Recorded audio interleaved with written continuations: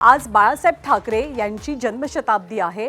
आज बाळासाहेब ठाकरे यांची जयंती आहे आणि अर्थातच त्यांच्या जयंतीनिमित्त अनेक राजकीय नेत्यांनी त्यांच्याप्रती आपल्या भावना व्यक्त केल्या। पण सगळ्यात जास्त लक्ष वेधून घेतलं ते बाळासाहेब ठाकरेंचे पुतणे राज ठाकरेंच्या एक्सपोस्टनं। कारण ही एक्सपोस्ट बाळासाहेबांबद्दलचे त्यांचे विचार व्यक्त करणारी होती असं नाही, तर आगामी काळातलं राज ठाकरेंच्या पुढच्या राजकारणाचं ते एक प्रकारे स्टेटमेंट मानलं गेलं। आरपार बदललेल्या राजकारणात कधीतरी थोडी लवचिक भूमिका घेतली तरी ती माझ्या वैयक्तिक स्वार्थासाठी नसेल अशी एक्सपोस्ट राज ठाकरेंनी केली आणि तर्कवितर्क चर्चांना सुरुवात झाली। ही पोस्ट करताना राज ठाकरेंनी बाळासाहेब ठाकरेंनी सुद्धा लवचिक भूमिका कशी घेतली होती त्याचा एक प्रकारे दाखलाही दिला। नुकतंच कल्याण डोंबिवलीमध्ये मनसेच्या 5 नगरसेवकांनी एकनाथ शिंदेंना साथ देत सत्तेत चंचू प्रवेश केला। पण मनसेच्या भूमिकेमुळे राजकारणात कुणी कुणाचा कायमचा शत्रू किंवा मित्र नसतो हे पुन्हा एकदा अधोरेखित केलं। निवडणुकांमध्ये उद्धव ठाकरेंना साथ किंवा टाळी देणाऱ्या राज ठाकरेंनी उद्धव ठाकरे यांचाच क्रमांक 1चा राजकीय शत्रू असलेल्या शिंदेंसोबत हातमिळवणी केली। त्यामुळे उद्धव ठाकरे राज ठाकरेंच्या कृतीमुळे नाराज असल्याची चर्चा आहे। या सगळ्याच्या पार्श्वभूमीवरती राज ठाकरेंची आजची ही पोस्ट अत्यंत बोलकी आणि सांकेतिक मानली जाते। त्यामुळे महाराष्ट्राच्या राजकारणात आगामी काळात कोणती उलथापालथ होणार याचीही चर्चा या निमित्तानं सुरू झालेली आहे। तर राज ठाकरेंनी आपल्या एक्सपोस्टमध्ये बाळासाहेब ठाकरे यांच्याबद्दल बोलताना नेमकं काय म्हटलं आणि आगामी काळातल्या राजकारणाचे संकेत कसे दिलेत ते आपण टीव्ही स्क्रीनवर पाहतोय। राज ठाकरे असं म्हणतात की राजकारणात कधीतरी बाळासाहेबांना सुद्धा लवचिक भूमिका घ्यावी लागली, म्हणून त्यांचं मराठी माणसावरचं प्रेम मराठीवरचं प्रेम तसूभरही कमी झालं नाही, उलट ते अधिकच दृढ होत गेलं आणि हेच संस्कार आमच्यावर असल्याचं राज ठाकरेंनी नमूद केलेलं आहे। पुढे ते असं म्हणतात आपल्या एक्सपोस्टमध्ये की मी एक शब्द आज पुन्हा देतो की आरपार बदललेल्या राजकारणात कधीतरी थोडीशी लवचिक भूमिका घेतली तरी ती माझ्या वैयक्तिक फायद्यासाठी किंवा स्वार्थासाठी कदापि नसेल। बाळासाहेबांचं मराठी भाषेवर मराठी प्रांतावर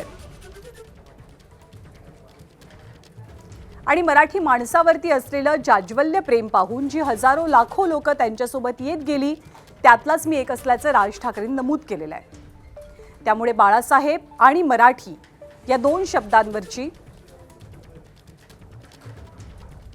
माझी आणि माझ्या महाराष्ट्र सैनिकांची श्रद्धा प्रेम तसूभर सुद्धा कमी होणार नसल्याचं राज ठाकरेंनी म्हटलेलं आहे। त्यामुळे राज ठाकरे यांच्या एक्स पोस्टची आज दिवसभर कमालीची चर्चा रंगलेली आणि राजकीय वर्तुळातनं सुद्धा राज ठाकरेंच्या लवचिक राजकारणाबद्दल अनेक प्रतिक्रिया उमटल्यात त्या आपण पाहूया। आता ना लवचिक वेळप्रसंगी मला कळत नाही की ज्यावेळेला मराठी माणसाच्या हिताचा विषय येतो त्यावेळेला काय प्रमाणात लवचिक आपल्याला घ्यावी लागते। आता अशा प्रकारची भूमिका राजसाहेब कधी कधी घेतात आणि ती मला वाटतं की चुकीची नाही। राज ठाकरे हे एका पक्षाचे प्रमुख आहेत, ते त्यांच्या पक्षाची भूमिका मांडायला सक्षम आहे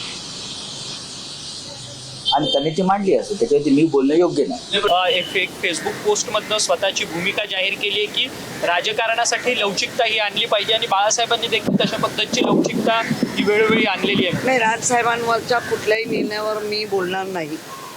राजकारणात लवचिकता नक्की असावी, पण त्या लवचिकतेमध्ये काही तुटणार नाही ना ह्याची काळजी असावी। ठाकरेजींचं ट्विट मी बघितलं, अगदी छोटं ट्विट आहे आणि त्यांनी म्हटलेलं आहे की मी वैयक्तिक स्वार्थासाठी कुठलाही निर्णय घेतला नाही, घेणार नाही आणि त्यांनी नेहमी त्यांच्या वैयक्तिक फायदा काय होईल हे कधी पाहिलं नाही। त्यांनी व्यापक भूमिका अगोदर पण जेव्हा प्रधानमंत्री नरेंद्र मोदीजी च्या लोकसभेच्या वेळेस घेतली होती, विकासाच्या मुद्द्यावर विधानसभेला पण घेतली होती। त्यामुळे ते डेव्हलपमेंटला महत्त्व देतात आणि पक्षाचे जे कार्यकर्ते आहेत त्यांच्या भावनांची कदर करतात। आता बाकी लोक काय करतात ते तुम्हाला माहिती आहे। खरं तर सन्माननीय राज ठाकरे हे कधीही वैयक्तिक फायद्यासाठी कुठलीही भूमिका घेत नाहीत। याआधी देखील लोकसभेला त्यांनी भारतीय जनता पार्टीला पाठिंबा दिला होता।